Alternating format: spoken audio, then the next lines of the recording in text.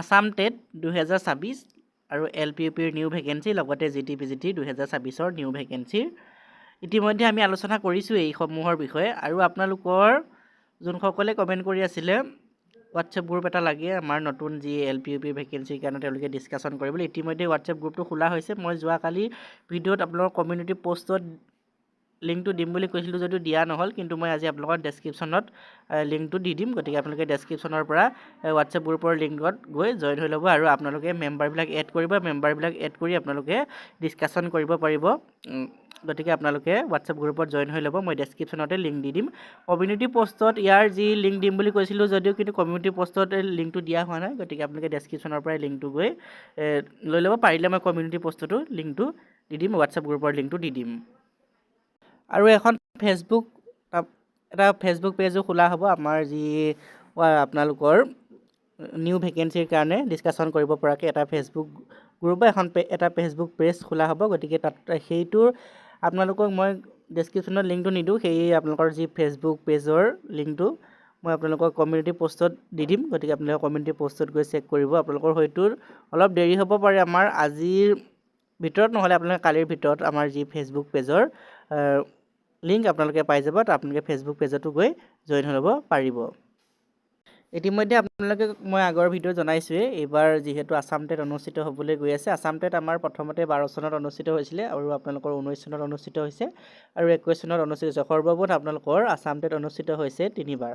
আৰু এইবাৰ আপোনালোকৰ 26ত আসাম টেট অনুষ্ঠিত হ'ব। 26ৰ শেষত ইয়াৰ যি নটিফিকেশ্যন, আমাৰ 26ৰ শেষৰ ফালে আসাম টেটৰ নটিফিকেশ্যন আপোনালোকে দেখিবলৈ পাব। আসাম টেট অনুষ্ঠিত হ'ব। আসাম টেটৰ চিলেবাছ কেনেকুৱা ধৰণৰ হয় বা কিমান নম্বৰ পৰীক্ষা হয়, আপোনালোকৰ 150 নম্বৰ এটা পৰীক্ষা হয়। যোনসকলে CTET দিছে তেওঁলোকে গমেই পায়। CTETৰ সৈতে আমাৰ CTETৰ সৈতে আমাৰ যি আসাম টেট ছেম একেই হয়। ইয়াৰ যি এক্সাম পেটাৰ্ণ একেই হয়। আপোনালোকৰ চিলেবাছৰ ক্ষেত্ৰত অলপ সাল সলনি আপোনালোকৰ প্ৰায় 80%হে মিলে, আমাৰ 20%হে নিমিলে। গতিকে আপোনালোকে চিলেবাছখিনিও CTETৰ চিলেবাছ ফ'ল' কৰিলেই হ'ল। গতিকে আপোনালোকৰ আসাম টেটতো 150 নম্বৰ এটা পৰীক্ষা হয়। গতিকে CTETতো 150 নম্বৰ পৰীক্ষা। টোটেল মাৰ্ক আপোনালোকৰ 150ৰে হয়। ইয়াত কোনো ধৰণৰ নিগেটিভ মাৰ্কিং নাথাকে আৰু 5টা ছাবজেক্ট থাকিব। 5টা ছাবজেক্টৰে আপোনালোকৰ 30 নম্বৰকৈ নম্বৰ আহিব। এটা কুৱেশ্যনত 1 নম্বৰকৈ থাকিব।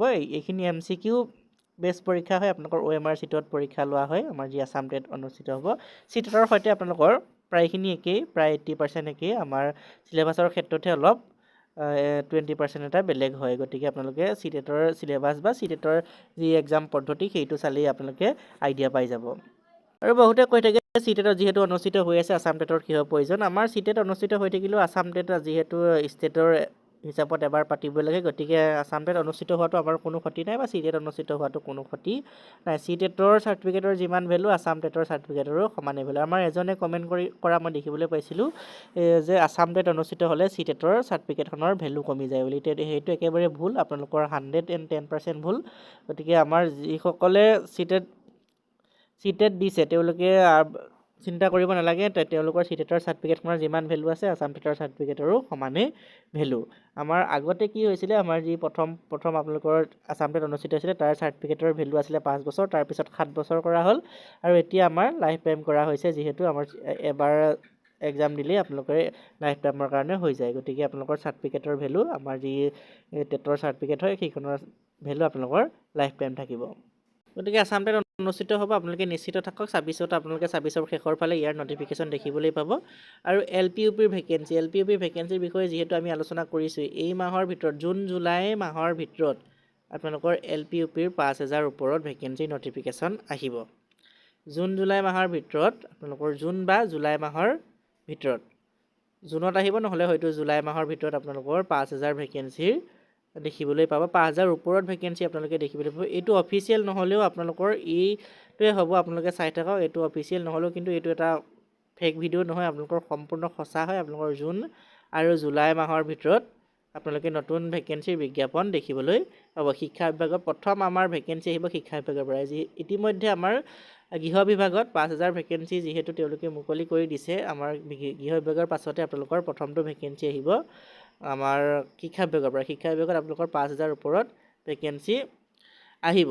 যিহেতু আপোনালোকৰ এইবাৰ 2 লাখ নিযুক্তি তেওঁলোকে দিয়াৰ প্ৰতিশ্ৰুতি দিছে। আগৰবাৰ যিহেতু 1 লাখ নিযুক্তি দিয়াৰ কথা কৈছিলে যদিও তেওঁলোকে 1 লাখ পাৰ কৰিছে, এইবাৰ তেওঁলোকে প্ৰতিশ্ৰুতি দিছে 2 লাখ নিযুক্তি তেওঁলোকে দিব 2 লাখ ভেকেঞ্চি তেওঁলোকে 2 লাখ পোষ্ট তেওঁলোকে ফিল আপ কৰিব। গতিকে আপোনালোকৰ অকল যে শিক্ষা বিভাগতে ভেকেঞ্চি আহিব তেনেকুৱা নহয়, আপোনালোকৰ স্বাস্থ্য বিভাগেই হওক বা অন্যান্য বিভাগতো আপোনালোকৰ ভেকেঞ্চি আপোনালোকে দেখিবলৈ পাব। এইবাৰ ভালেমান ভেকেঞ্চি দেখিবলৈ পাব। ADR ভেকেঞ্চিও আহিব।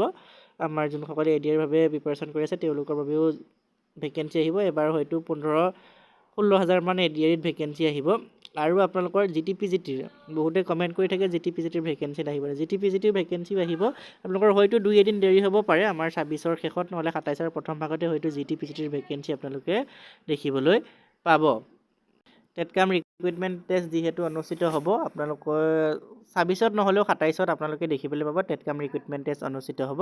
আৰু টেটকাম ৰিক্ৰুইটমেণ্ট টেষ্টৰ চিলেবাছ কেনেকুৱা ধৰণৰ হয় বা এক্সাম পদ্ধতি কেনেকুৱা হয় ইতিমধ্যে আলোচনা কৰিছোঁ আৰু আলোচনা কৰি নাথাকোঁ, আৰু আপোনালোকে সেইবিলাক এবাৰ চাই ল'ব। ভিডিঅ'বিলাক আপোনালোকে চাই ল'ব। আছাম টেটৰ বিষয়েও যিহেতু আছাম টেটৰ বিষয়েও ভিডিঅ' দিয়া আছে, GTPGTৰ যি আমাৰ টেটকাম ৰিক্ৰুইটমেণ্ট টেষ্ট তাৰো ভিডিঅ' দিয়া আছে, LP UPৰ শিক্ষক পদৰো ভিডিঅ' ভালেমানখিনি আছে। গতিকে আপোনালোকে চালে মানে আপোনালোকে বহুত আইডিয়া পাব। গতিকে সেইবিলাক ভিডিঅ' আপোনালোকে এবাৰ চাই ল'ব। যিহেতু শিক্ষা বিভাগত আমাৰ আগতে আপোনালোকে গমেই পাইছে শিক্ষা বিভাগত 75,000 ভেকেঞ্চি আছে। আমাৰ শিক্ষা বিভাগত 75,000 ভেকেঞ্চি আছে, তাৰে 65,000 তেওঁলোকে 3 বছৰত সম্পূৰ্ণ কৰিব। 65,000 ভেকেঞ্চি তেওঁলোকে 3 বছৰত সম্পূৰ্ণ কৰাৰ প্ৰতিশ্ৰুতি দিছে।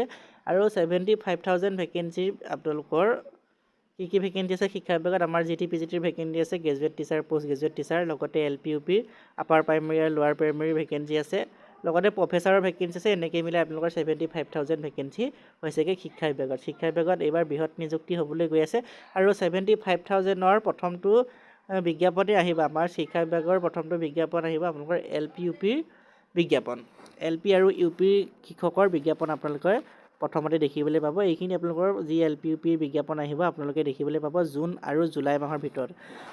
জুলাই মাহৰ ভিতৰতে আপোনালোকে LP UP শিক্ষক পদৰ বিজ্ঞাপন দেখিবলৈ পাব। যোনসকলে সুধি আছিলে যে বিজ্ঞাপনৰ কেতিয়া আহিব আমাৰ যি LP UPৰ বিজ্ঞাপন, তেওঁলোকৰ বাবে ভাল খবৰ যে আমাৰ জুন নহ'লে জুলাই মাহৰ ভিতৰতে LP UP শিক্ষক পদৰ বিজ্ঞাপন আপোনালোকে দেখিবলৈ পাব। আৰু আমাক বিজ্ঞাপন লাগে, খুব সোনকালে বিজ্ঞাপন লাগে, যিহেতু বহুত প্ৰাৰ্থী আছে যি CTET পাছ কৰি থৈছে, তেওঁলোকে তেনেকুৱা প্ৰাৰ্থীবিলাক যিহেতু বহুত আছে। গতিকে আমাক বিজ্ঞাপন খুব কম দিনৰ ভিতৰতে লাগে, 5,000 ওপৰতে লাগে। আপোনালোকৰ 5,000 বহুত কম ভেকেঞ্চি বুলি ক'ব লাগিব। 5,000 আপোনালোকে প্ৰায় 10-12 হাজাৰ ভেকেঞ্চি আমাৰ প্ৰথম পৰ্যায়ত যদি তেওঁলোকে মুকলি কৰি দিয়ে তেনেহ'লে ভাল।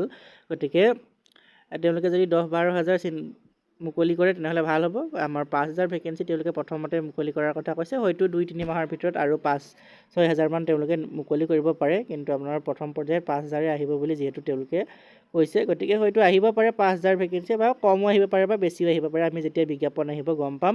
এই বিজ্ঞাপন বৰ্তমান অহা নাই, আপোনালোকৰ বিজ্ঞাপন আহিব জুন বা জুলাই মাহৰ ভিতৰতে বিজ্ঞাপন আপোনালোকে দেখিবলৈ পাব।